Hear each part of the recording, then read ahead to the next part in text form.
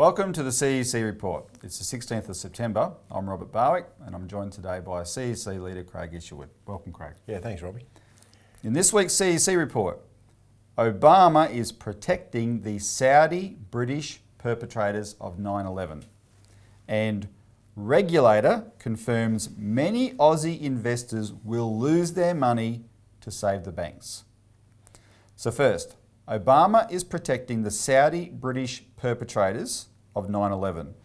And Craig, we've got good news and we've got bad news. The good news is, and you would have referenced it last week, that the bill called the Justice Against Sponsors of Terrorism Act that has been before the US Congress passed the House of Representatives unanimously last Friday. That's the 9th of September, 2 days before the 15th anniversary of the September 11 attack. This bill had already passed the US Senate also unanimously back in May, right? So this is big. I'm really struck by the fact that the US Congress is notoriously deadlocked, right? Yet this is an issue where there was unanimity, which is amazing. It reflects the spirit of the sentiment of the American people on this subject. It also reflects, of course, the fact that the 28 pages were released just after the Senate passed the bill, but the Senate passed the bill in the context of a lot of discussion around those 28 pages, right? Yeah, Robbie, I think it's interesting, because the passion around the whole 9/11 attacks, the fact that the truth has not come out is something that is resonating with the American people through the representatives. And, I've just been doing a series of meetings around the country, and one of the things that Australians say to me, oh, look, it's very controversial, don't go there, because there's all sorts of, this might be a conspiracy to cover up a conspiracy. And these sorts of things. But look, the issue for us is, do we want to stop terrorism?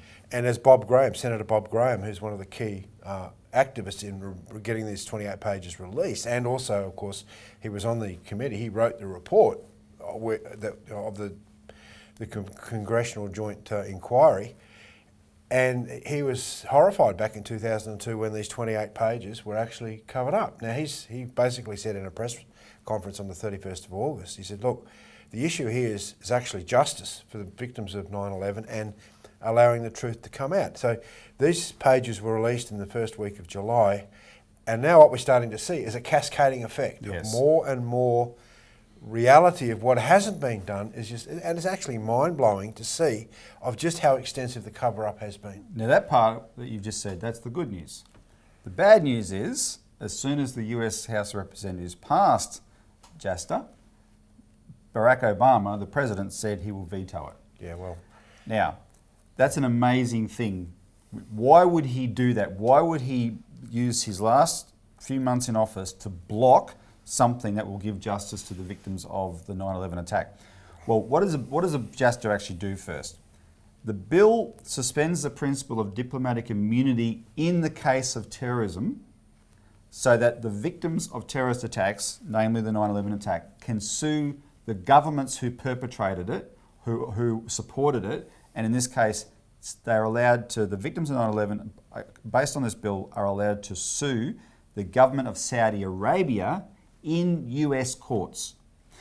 Now, if those lawsuits are brought in US courts because this bill becomes law, Craig, a lot of things can potentially happen.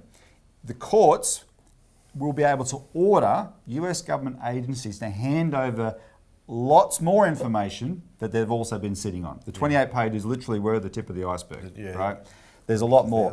Here's some of them. Now, I'm going to quote, I'm reading from a list of an article that was in the New York Post on the 15th anniversary. And the headline of the article is, "Despite 28 pages release, Saudi's involvement still buried," and it's by Paul Sperry. What's interesting about this article, Craig, it's the first article on the 28 pages that's been in the Australian media. News.com.au, the website for the News Corporation, reported it. Maybe it's taken them that long to realise, Robbie, they've been lied to. Maybe it has. Unfortunately, they still buried it inside. It'll be hard to find on news.com.au, but you can find it. You can look at our press release we put out yesterday. There's a link to it. But these are some of the things that could come out in a court of law if lawsuits are able to be brought against the government of Saudi Arabia. more than 80,000 pages of unreleased documents related to the FBI's investigation of a well-connected Saudi family in Sarasota, Florida, who had many connections to a lot of the other individuals named as hijackers on 9/11. Still classified FBI case files from the investigation of hijackers that were based in Virginia and New Jersey, Arizona and Oklahoma. Still secret material from the 9/11 Commission, which was the inquiry that was held after the congressional inquiry, which includes a transcript of an interview that the commissioners had with Prince Bandar bin Sultan. Now, he's the gentleman named in the 28 pages as having funded, he was Saudi Arabia's ambassador, he funded the hijackers, he sent money to the hijackers via a couple of Saudi agents in San Diego. So they interviewed him. That interview, the transcript of that interview is classified. So that could come out. The 2005 Joint FBI-CIA intelligence report assessing the nature and extent of Saudi government support of terrorism is classified and could come out. 632 pages withheld by the Treasury Department explaining why a Saudi charity tied to Al-Qaeda was formally designated a foreign terrorist organisation. So it was a decision made, that could come out. Documents and other materials recovered from the raid of Osama bin Laden's Abbottabad, Pakistan compound in 2011 that are sealed to this day, they could come out. Redacted pages of a 2002 CIA report titled Saudi-based financial support for terrorist organisations. They've got a whole report on this subject. That's redacted, that could come out. And then I was struck by this one. Federal documents related to the investigations of as many as 70 Saudi nationals with Saudi diplomatic credentials who were kicked out of the country and sent back to their country after 9/11, most of whom worked in the Islamic Affairs offices of the Saudi Embassy in DC, which we're reliably informed when the way the Saudi system runs, these religious people in the embassies are, they're the real power in the embassy. So these are the types of things that could come out in such an investigation. Now, I want to say a bit more because some new revelations came out yesterday by a former US ambassador, but we'll take a quick break and we'll take that up after the break.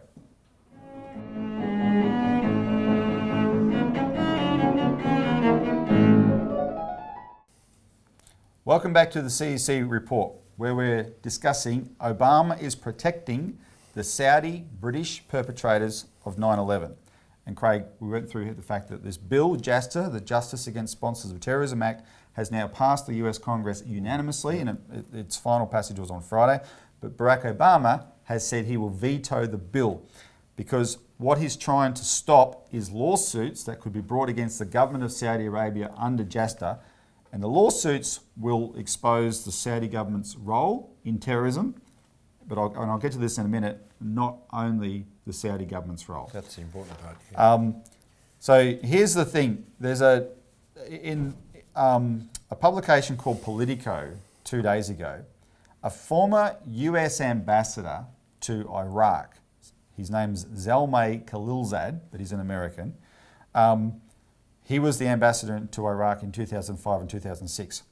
He wrote a fascinating column that basically makes the point that on his last trip to Saudi Arabia, something had changed because he has personally experienced decades of denial by the Saudi government that they've had any involvement with terrorism, and this time that was all dropped. All pretense was dropped, and he had meetings at the very highest level. He names the people he met with, but he doesn't name the person who made this statement to him, but this person said to him, "We misled you on terrorism," and then this person recounted how the Saudis, going back to the 1960s, when Saudis backed the opposition to the Nasser government in Egypt, the Saudis have consciously supported terrorism as a strategic instrument to, for their own interests, right? He admitted all this. The person then tried to spin it to say that problem was we've created a monster and now it's turned back and it threatens us, right? Now that's quite a bit of spin because this person did not admit any Saudi role in 9/11, right? And which is the period when he would try and claim their victims, but the Saudi government definitely had a role in 9/11. So that's something that what's the point of Obama continuing to protect the Saudis when they are now owning up to it, to at least to a degree themselves? Well, the point is, Craig, is it's not just the Saudis that he's protecting. Obama is really protecting the British. The British role in this has to be brought to light, and we're the ones that are putting the emphasis on it, so it does.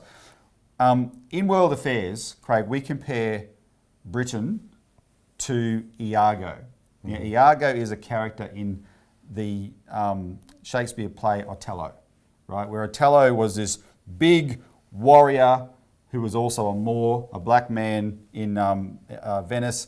But he was a big warrior, sorry, not Venice, Malta, and he was a champion. He was the leader, but because he was a different colour from everyone else, he was a bit insecure, right? And Iago was this evil little character who had sucked up to Othello and earned his confidence and fed him all these lies and turned Othello into this monster who eventually went and murdered his own wife. And that is a metaphor, unfortunately, for the post-war period of the Great Britain's role with the United States. And we use the term British brains, American brawn, right? And the British have attached themselves to the US as this special relationship, yet the imperialism that the US is castigated for all around the world every day, and it is imperialism, absolute imperialism, they learned it from the British, because America itself is not an imperial system. It came into being in a fight against that same empire. The power of Wall Street's turned it into that. And this British element is so entrenched now through the financial system, etc., in the United States. It controls the system from the City of London, and American presidents have been protecting it. And that's what's happening in this case. Because when it comes to terrorism, when it comes to 9/11, there is a money trail from the British government all the way to the two hijackers who were the first to arrive in the US and were based in San Diego. And that money trail is mentioned in, there's two references to it. If you go to the 28 pages themselves, and I'll just read you this one line here. There's a few references to it in the 28 pages, but this is the one line. The checks were payable to Baznan's wife and were drawn on the Riggs bank account of Prince Bandar's wife. Now that reference to the Riggs bank, that's where Bandar and his wife kept their money, and that the 28 pages reveal they used that money to fund the 9/11 hijackers. That's in the 28 pages. Well, on the 7th of June 2007, the Guardian newspaper ran an article headlined, BAE accused of secretly paying £1 billion to Saudi prince. And this was an investigation done by David Lee and Rob Evans of The Guardian. And what they were looking at was, why did Tony Blair, 6 months before this, in December 2006, suddenly shut down an investigation of an arms deal between the British and Saudi Arabia called Al Yamama, which is the Dove, which is ironic. It's an arms deal called the Dove, right? It's this black as white idea, because a dove, of course, is a symbol of peace. So these guys have a screwed up sense of evil humour, frankly. Anyway, so they had this arms deal, and there was reports of kickbacks being paid to Bandar, because Bandar was the guy who had set up the deal with Margaret Thatcher back in 1985.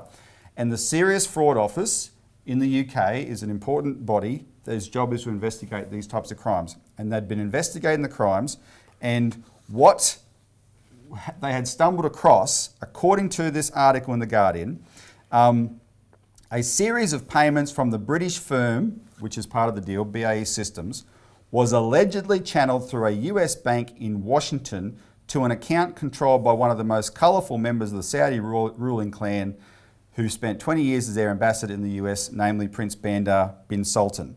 And then the article goes on to identify that the account, the money came from a confidential account at the Bank of England, which was administered by the Ministry of Defence. And the Ministry of Defence authorised BAE Systems to make the payments from that account. But where did those payments go into?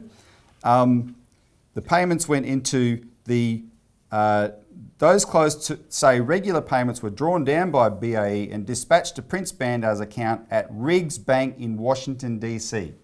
So you've got the British government authorising money to be put into Bandar's account there, and Bandar and his wife were taking money from that account and giving it to the 9/11 hijackers. This was $1 billion, Robbie. This wasn't just a few thousand. This was $1 billion kickbacks behind the scenes. $1 billion over at that time over 20 years, right? £30 million a month was being transferred into that, right? That was a huge amount. This was a massive thing. As soon as what happened was the Serious Fraud Office, Craig, had started investigating these payments and started interrogating the people involved in it. And as soon as they started those interviews, and those people obviously went and talked, Tony Blair went and shut down the investigation. This was not on. That is what Barack Obama is protecting, because the CEC has documented in one of our recent copies of the issues of the Australian Alert Service, we've documented the investigative report of Mark Curtis, how the British government has long sponsored terrorism, right? In the immediate period, they've had what they called a covenant of security with terrorists, that they are happy to harbour them in London as long as they didn't commit terrorist attacks in London, but they could commit terrorist attacks overseas. And then Mark Curtis goes through how the history of the British Empire is going back 100 years. They've always been sponsoring terrorism in the Middle East, right? Because it's been convenient for them. And even our organisation, Craig, in the year 2000, our Associates in America Executive Intelligence Review sent a memo to Madeleine Albright, headline, "Put Britain on the list of states sponsoring terrorism." This is the real story. Saudi Arabia is a client of this apparatus. So Craig, we've gone through the details there. Let's bring it home to Australians though. We're also victims of this. 10 Australians were killed on 9/11. 88 Australians were killed in the Bali bombings. And the Bali bombings were done by the same apparatus that got its funding ultimately from Saudi Arabia. Shouldn't the Australian government demand our US and British allies come clean on this? Absolutely, Robbie. Look, we need to have these investigations opened, because the Saudis have admitted that they use radical Islam in order to be able to promote terrorism, for their own particular gains. Here we are in Australia right now. There's a big debate breaking out about this radical Islam element, so-called, in Australia. Now, if you really want to fight this, right, it is an element. I mean, you had the creation of ISIS. You've got radicalised young people. You've got the terrorism, as we've seen from various events around the world. Look, but the only way that you can solve this going forward is, one, find the perpetrators, which is what the 28 pages... Because it's not all Muslims, and it's not even the vast majority of Muslims. It's a tiny faction that's... The radicalised ones, which the Saudis themselves say they created, and they've been sponsoring right up until now. Have the open inquiries, get this new information on the table, find out the truth of who did what and why. In the UK, open up the serious fraud investigation to find out what is this Al Yamama deal where you've got billions, hundreds of billions of dollars funding terrorist networks. That's a matter of public record that's been said many, many times. So what can the Australian government do? You're serious about terrorism, stopping it, you don't want to have any more terror attacks, then this is the pathway. Any other action is completely and utterly impotent, and what you're seeing today with this discussion about so-called radical Islam elements is completely impotent. If you really want to solve it, go after this. This is a solution. Our government should be making representations to the British government to reopen Serious Fraud Office, and to Obama demand he does not veto this bill. Well, there's hundreds of thousands of pages of Robbie, which will actually enlighten us to why the Saudis did this in the first place. And what can we conclude, Craig, if our government chooses not to do this? They've been highly complicit, and let's go back to, it was John Howard that committed our troops to Iraq. Knowing that 28 pages were classified that absolved Iraq and blamed Saudi Arabia. And you had the Chilcot report in the UK, which has basically come out and said the entire Iraq was built on a fraud. The Iraq war was built on a fraud. John Howard signed onto that. Our troops went to Iraq and fought in a war that should never have happened. In fact, the entire scenario since 2001 of the build-up of ISIS, of radicalisation of Islam, that entire process, sponsored by the Saudis, as pointed by the 28 pages, would have meant the world would be completely different today. Absolutely. So we're still mobilising on this like mad. People should get involved. Call in and get copies of this publication, multiple copies. You can give them away. You need to give them away to people and to police stations and to members of parliament, etc. So keep joining us in this mobilisation. We are going to make this stick here in Australia and in the United Kingdom. So let's take a break. When we come back, we'll change the subject onto the financial system and how many Aussies are going to lose their shirts because of the banking regulator.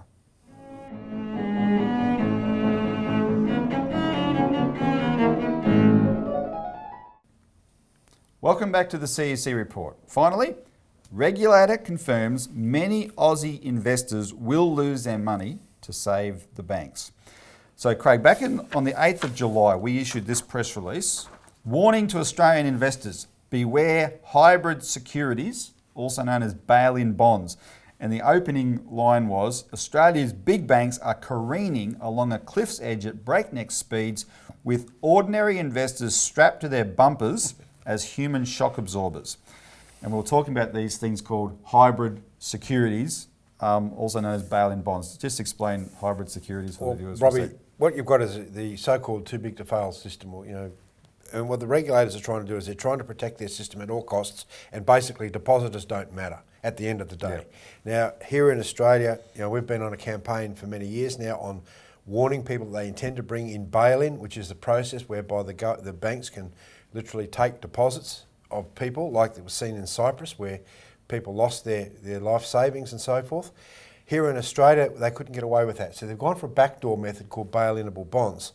Now, these are securities that are sold by banks on the stock exchange, but what people don't realise is that there's certain trigger points whereby these things can be literally converted to shares or written off. So they think they're buying a bond which has a set interest rate. A very high interest rate. A high set interest rate, but they could be triggered to a share which has nothing of that. And that leads to what's called share dilution, and all sorts of problems will come about by this. But the key thing here is that, Robbie, they're trying to prop up their system by sucking in enormous amounts of money from very inexperienced investors because they see these high interest rates. And when banks are only offering 1% for long-term investments and so forth or less, people are saying, we've got to somehow survive, we've got to get into these things. So it's sucking people's money in. Yeah, because the difference is Commonwealth Bank back in February issued $1 billion worth of these at 7.5% interest. Yeah. Who's not going to say yes to that? That's right. And they don't know the complexity. One of the things that we highlighted is APRA, the bank regulator here, has allowed our banks to sell them to what's called retail investors, which is mums and dads. Yet in other jurisdictions like the UK, banks aren't allowed to sell them to retail investors because they know these instruments are too complex for retail investors to understand the risk. Most investors wouldn't even understand what a CET1 ratio is, Robbie. And wouldn't know that the fact that if the CET ratio drops down to 5.15%, 5.125%, then these bail-inable bonds are automatically triggered to become worthless or shares. Well, okay, so what happened, let me just read this quote from the APRA boss, Wayne Byers, because we said they're being set up to take the shock for the banks. He's confirmed that. On 1st of September, in a speech to the Actuaries Institute, Byers said, viewing these capital instruments as simply higher yielding substitutes for vanilla fixed interest investments, let alone deposits, is something to be counselled against. We'll just ban the banks from doing them, Byers. Don't counsel against it. So I'll keep reading now. Since from APRA's perspective, holders of these instruments are providing the important first lines of defence that we can call into action, in some instances even ahead of shareholders, to aid an orderly resolution, which means bail-in. Save the banks first, your deposits, you'll be suckers, basically. So what can people do? Well, they've got to realise what's going on. Listen to what we have to say. Don't buy these things for a start, and go into other forms of investment that are much more secure. Because look, we need a Glass-Steagall. We need a re-regulation of the banking system. We need to ban these things. We need to separate a legitimate commercial banking system from all the speculative banking, the merchant banking, investment banking, the stockbroking houses. It's called Glass-Steagall. It's been adopted in the US on both the Republican and Democratic parties' platforms. That's the direction the world's going, and we need it here in Australia. So we're fighting for that. Get involved with us if you want to save your money in the system. So thanks, Craig. Thanks for tuning in. You're welcome. Tune in next week for the CEC Report.